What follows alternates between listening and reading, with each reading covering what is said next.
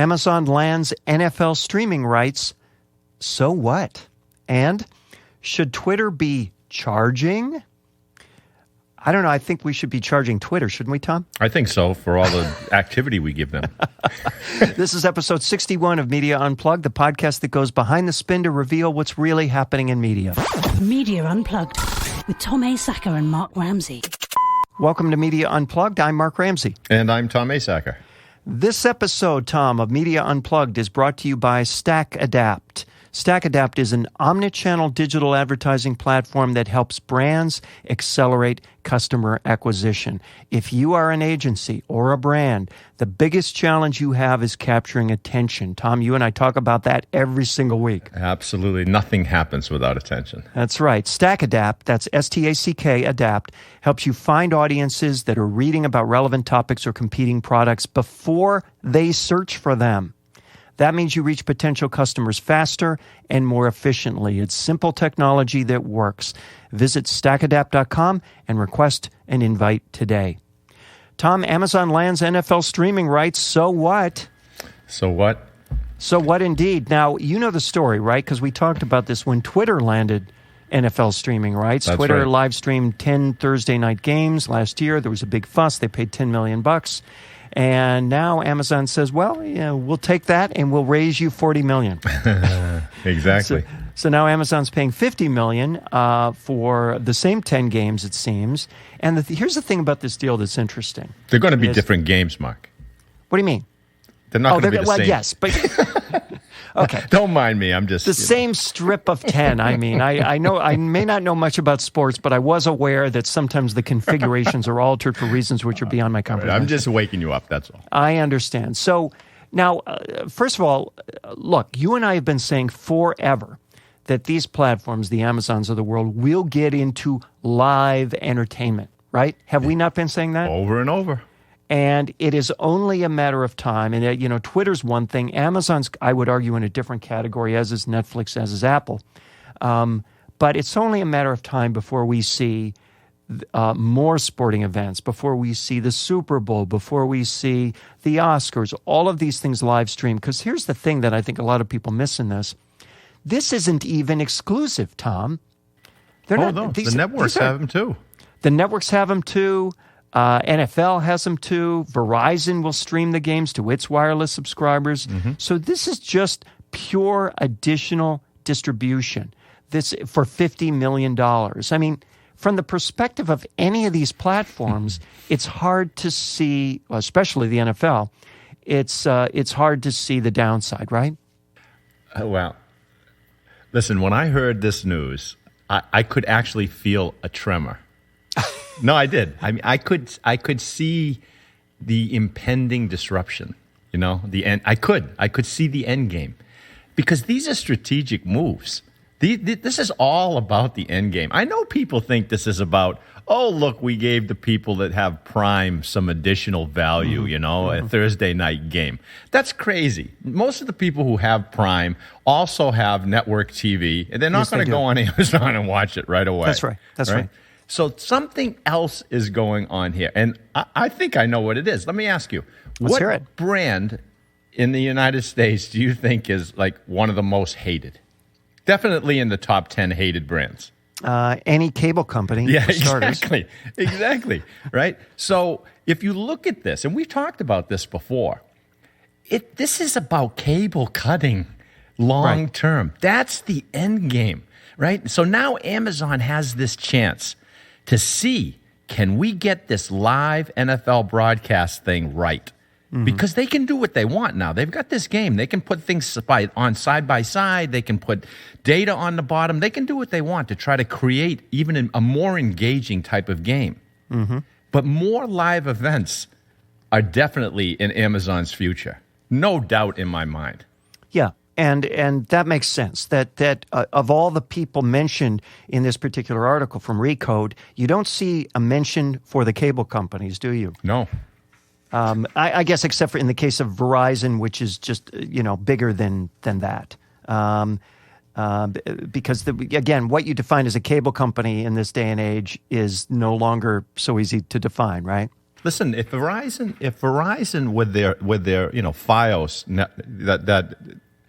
that network that they have to the home, if that thing blows across the country and you can get that at a decent rate, you're talking extremely high-speed internet access to your house. You cut the cable. Right. That is the cable. That is the cable. You don't have to worry about the TV guys anymore. The interesting thing, too, about this to me is that, it's interesting that what was worth $10 million last year, and by the way, remember that the NFL defined that as an experiment last year? Yeah. I think there are 10 million reasons why it was more than that. But now there are 50 million reasons why it's more than that.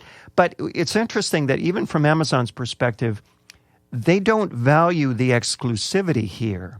They value the content more than the exclusivity because their model isn't about, attracting eyeballs the way the network's model is about attracting eyeballs. They're playing a much bigger game, right? Yep. Yeah. Look, like I said, this is a long game. Imagine if all of a sudden you heard in 2019 or 18, Amazon just picked up rights to all the NFL games. Totally conceivable. Of course it is. Listen, Jeff Bezos. And not exclusive, though, right? No, he doesn't care about that. Right. Right?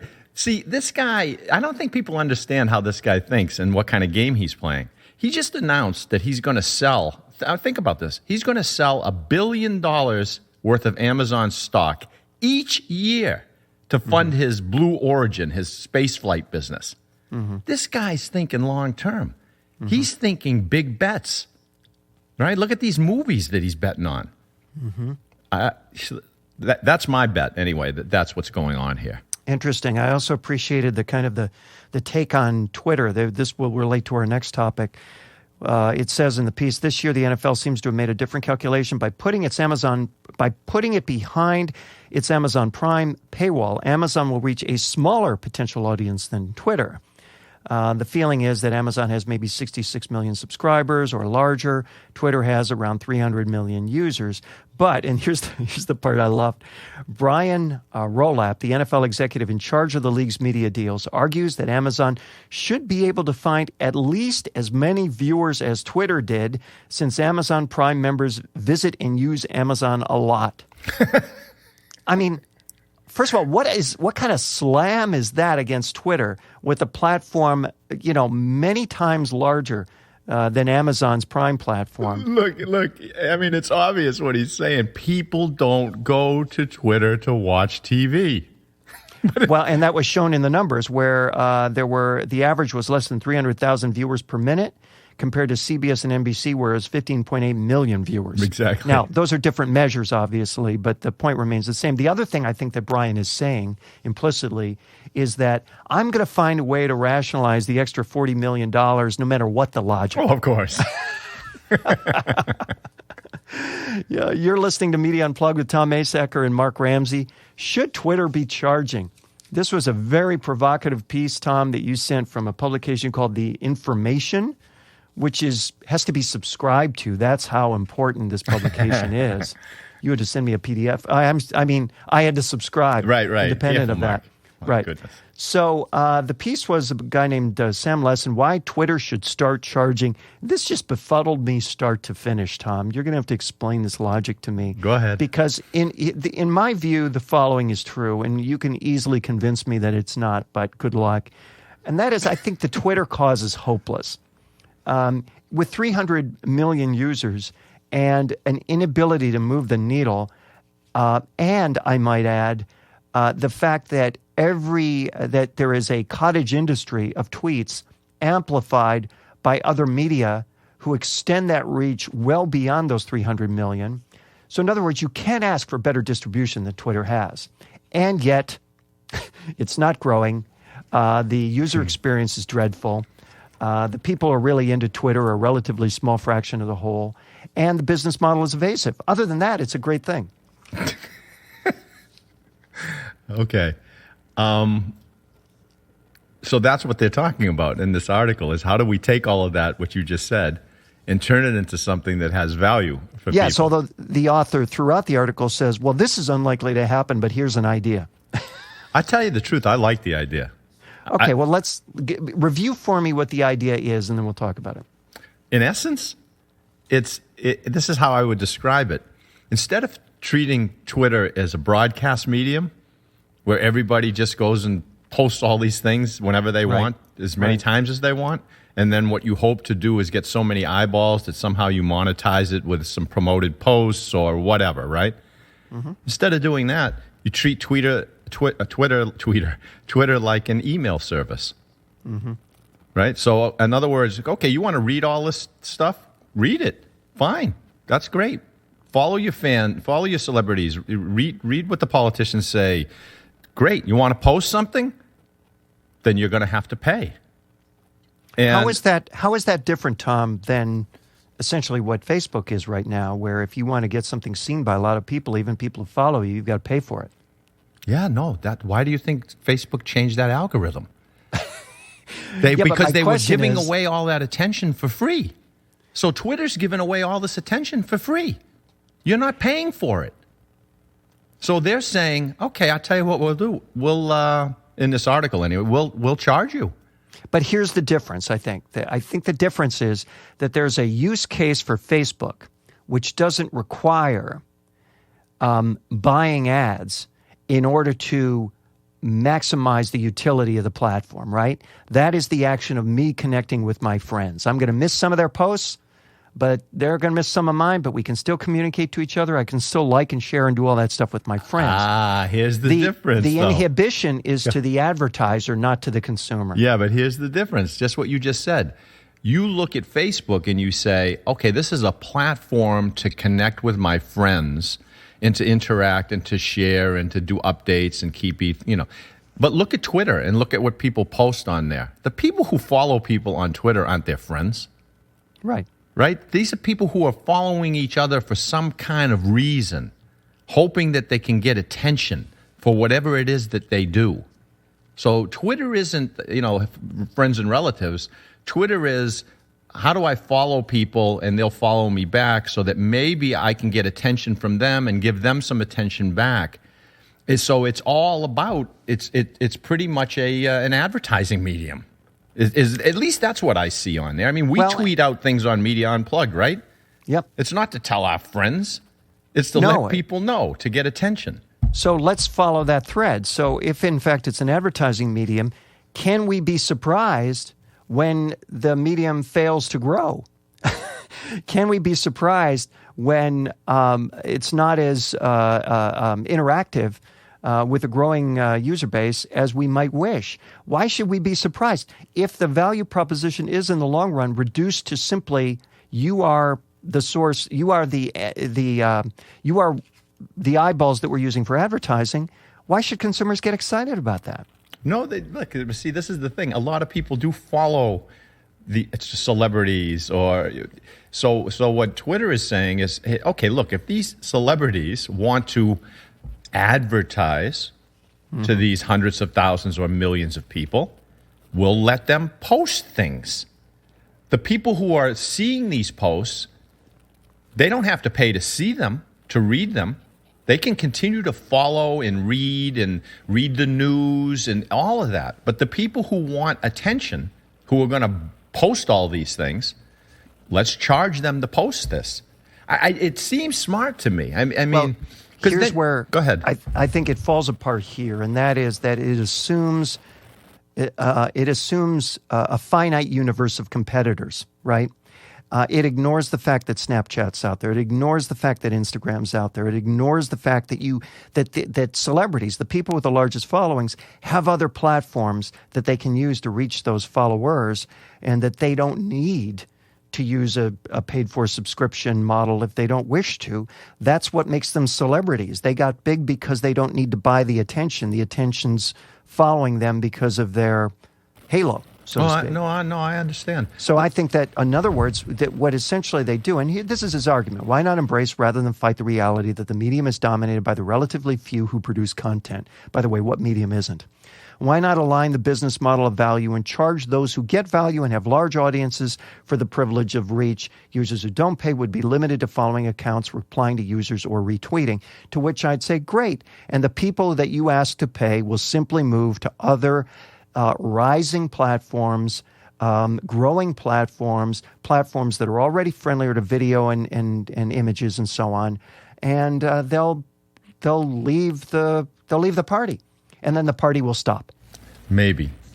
Look, let's say that you went out and you had some type of escalating fee based on number of followers or something like that, right? Like they do with email, and you set this bar low enough so that the people who are under 10,000 followers spend $149 for the year. Mm-hmm. You know as well as I know how freaked out people get thinking that they're going to lose all their followers if they don't spend the $149, mm-hmm. right? So they'll just pony it up. They'll just say, fine. And then the people with the millions of followers on Twitter are going to have to ask themselves a question.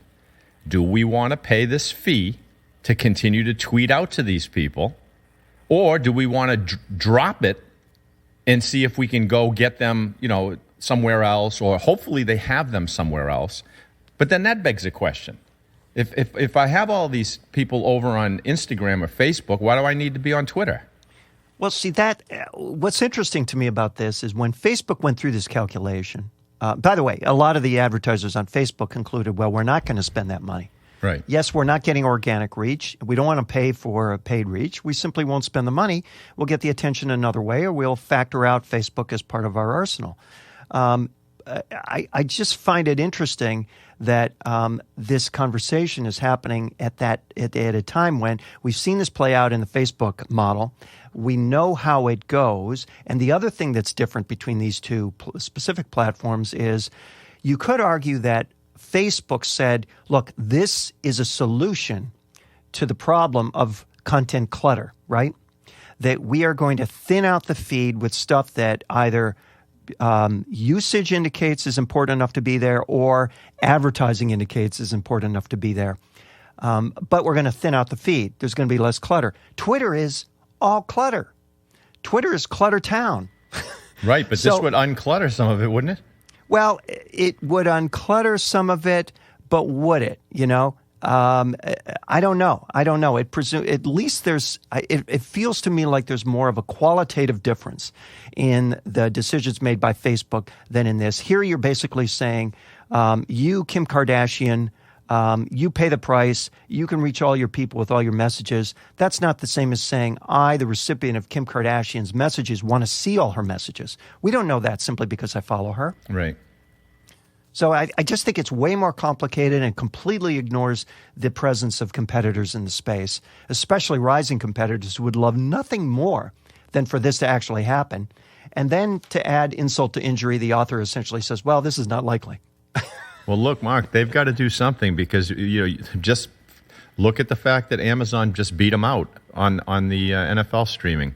They don't have the pockets to compete against these other guys for things like video and live video, and so they're going to have to come up with some alternative. Not only that, Tom, but based on the metrics from their experience, their experiment so-called with those 10 games, I don't think they have the evidence. They don't have the proof. No. So they've tried these experiments. They've invested in these live events. I mean, the idea that, okay, so I can tweet and watch it in the same place. Whoever said that's what consumers wanted? Oh, no, I told you that nobody wants to do that. Yeah, the idea of watching something on one platform that I'm comfortable with and tweeting about it on another platform that I'm comfortable tweeting on, what's wrong with that solution? That's not a problem that needs to be solved. Right.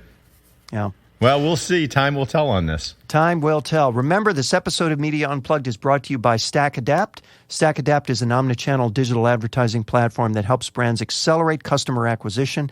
StackAdapt helps you find audiences that are reading about relevant topics or competing products before they search for them. That means you can reach potential customers faster and more efficiently. Please support Media Unplugged by visiting stackadapt.com and requesting an invite today. Tom, it's time for Rants and Raves. Yeah. It is. You said something good this week? I don't know. You know what? I've got a one-word rant rave. How's that? For celebrities. Let's make it for celebrities. People looking to connect with their fans on Twitter and Instagram and Snapchat and Facebook. You ready? Yes, I am. Bots. I think I'm done. I think it's possible that that's already happening widely, it's just not widely acknowledged. Look, right? it's happening. This is the new celebrity trend. So you create a chat bot, right? An automated program, and it greets and interacts with your fans online, so you don't have to worry about it. It's like Maroon 5, they have a Facebook Messenger bot. And when you go to it, a text bubble pops up. It says, "Hi, I'm the Maroon 5 bot. Want to be the first to know when we release new music?" And then it comes out with a series of questions with multiple choice answers, and it leads fans down a path with emojis and video clips and everything. Bots, Mark. Bots. So what's the end result there? Does it collect an email? What does it do? What is it? Does it do whatever you want it to do? You don't have to do anything anymore. This is what's going on. We don't have to do anything. Bots do everything. Like you said, you can hire a guy to write a book for you, book in a box. Then you have a bot to interact with the fans. You just sit at your desk. You do nothing. By the way, Book in a Box has reached out to me like twice. Did I send you the email they sent me like a week or so ago? No. They've reached out to me twice in the past week because they've got a new referral program, Tom. So you can see where this is going. The pyramid begins, right? So I get a bunch of people to spend money on Book in a Box, and I get a piece of the. We shouldn't even have mentioned their brand name. Oh man! You should have been more vague. This is the future. AI is going to replace everything. Celebrities, we're going to gawk at animated models. We're going to watch virtual reality concerts. We're going to be entertained by AI actors. There's not going to be anything. No, people aren't going to be anything. Just sitting around like Wall-E, those guys that just sit with the thumbs. Listen, Wall-E had a lot of heart, though, and I don't think these bots are going to have that. Technology giveth and technology taketh away. That's Mark. great. That's a good one. That's a good one. Well, let's see. I've got a couple that are. Now, they're not related, I guess, but the first one that kind of struck me was, did you see that Netflix changed their rating system from a 5-star thing to a thumbs up, thumbs down system? When did this happen? I think it's happening right now. It's in the process of happening right now. Oh, I don't like that at all. Tell me why. Because it doesn't tell me anything. I mean, how many stars? At least when you looked at the stars, it showed you a rating. It said like 3,000 people, or, because if you have 20 people watch it and 11 thinks it's good, is we going to get a thumbs up? Well, we don't know from Netflix how many people have watched it. Do they have the count on how many people watched it? Oh, yeah, or just the sometimes average right rating? next to the stars, like in brackets, it'll have a number there. Is that Amazon or is that Netflix or is that Amazon? Maybe that's Amazon. See, I think that's Amazon. Okay, so I'm here's getting why. mixed up. Here's why. Yes, exactly. And here's why I bring this up, because I don't think you knew this, because I didn't know this. But one of the main reasons why they changed this was because people misunderstood the 5 stars. Now, I know what you're thinking. How in the world can you misunderstand that, right? Well, it turns out, Tom, if I'm reading this piece right, which is from The Wrap, that those 5s, the score on each title on Netflix is not a reflection of how everyone who sees the movie feels about the movie or the TV show.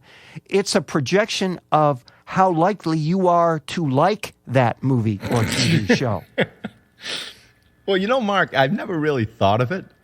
Have you ever rated a show with your clicker after you watched it on Netflix? Yeah, we do it because it's easy. It's on the Roku. It's easy. Okay, on mine, I don't even know how to do it. So I often wonder who's rating these things. Well, the answer is, but see, this is the insight. I didn't realize this. They say one of the reasons they're changing this is because, quote unquote, people misunderstood the 5-star system. Now, Tom, when you presume to project meaning onto a metaphor that's been established for generations with something that means something completely different, maybe you shouldn't be surprised that folks are confused.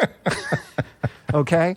So their solution was, well, people understand thumbs up means you'll like it, thumbs down means you don't.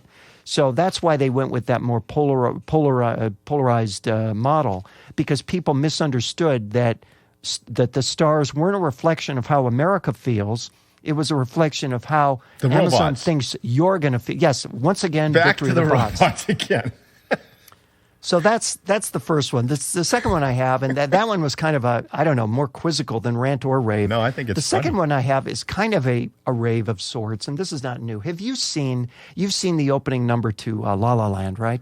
Yeah. Yep. Have you seen the new video that's going crazy viral right now, where a 17-year-old, I guess, high school filmmaker recreated a version of the opening number in order to invite Emma Stone, star of the movie, to prom? Oh, no. No, I didn't. Is it good? It's really good in a high school theater kind of way. Yes, Right. He obviously has a whole lot of friends, and he was able to, fill up a parking lot with people with signs, and, the choreography leaves much to be desired. But in terms of sheer ambition, charm, and heart, it's what Amazon would call 5 stars and what Netflix would call a thumb up.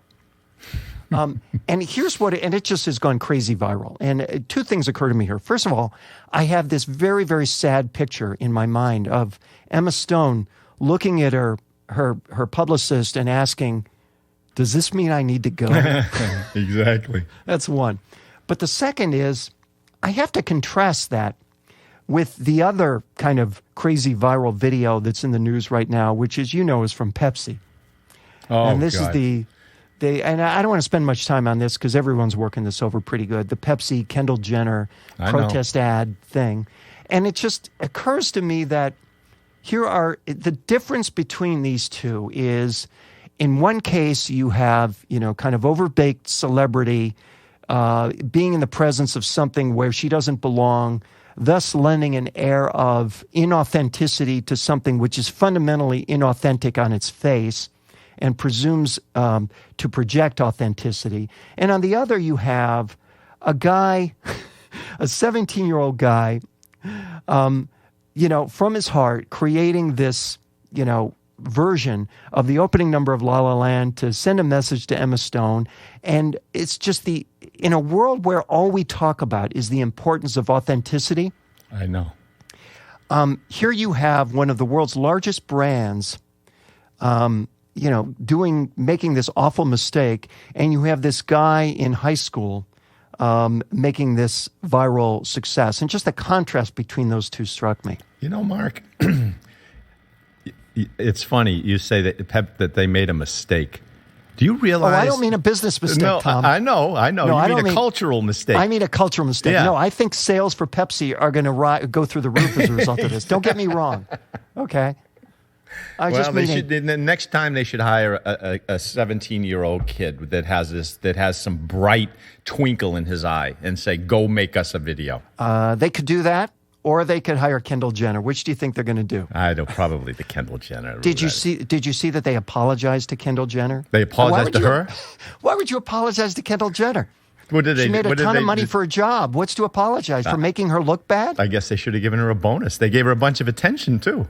That's right, and we know how precious that is. Exactly. That's Media Unplugged for this week. Please remember to subscribe to us at iTunes or on Stitcher. And while you're there, please rate the show. It helps other folks discover us.